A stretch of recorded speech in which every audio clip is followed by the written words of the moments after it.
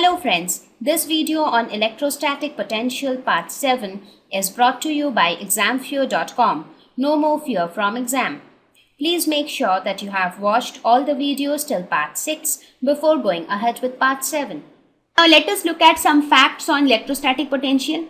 It is a scalar quantity. This is an important thing to note here because till now we studied about electric field. We studied about electric field, we studied about torque, force, which were all vector quantities. That is, they had both magnitude as well as direction.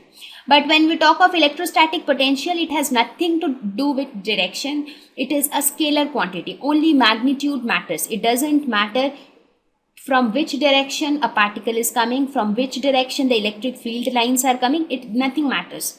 The SI unit of electrostatic potential is volt, which is denoted by a capital V. So there are certain other units as well which we use in our day-to-day life. So I will just tell you about those units and mention their relationship with volt. So one unit, they are all CGS units, the units in the CGS system. So one is stat volt. And how is stat volt related to volt? 1 stat volt is equal to 300 volts. There is another unit called ab volt, or sometimes it is also known as absolute volt, and this is related to volts this way. 1 ab volt is equal to 10 volts. There's another unit that is electron volt. So when we talk about electron volt, it basically says, how do we define electron volt? Do you know that? When I say that the electrostatic potential is 1 electron volt, that means it is the amount of work done to bring an electron from infinity to a particular point. So when that charged particle which we are talking about now is not a charged particle but it is an electron, then we say that it is electron volt. So the relationship. So how is electron volt related? 1 electron volt is 1.6 into 10 to the power minus 19 joules.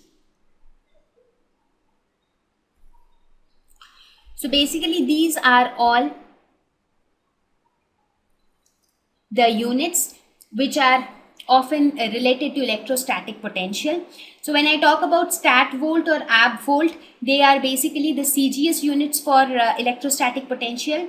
When I talk about electron volt, it is nothing but it talks about the work done.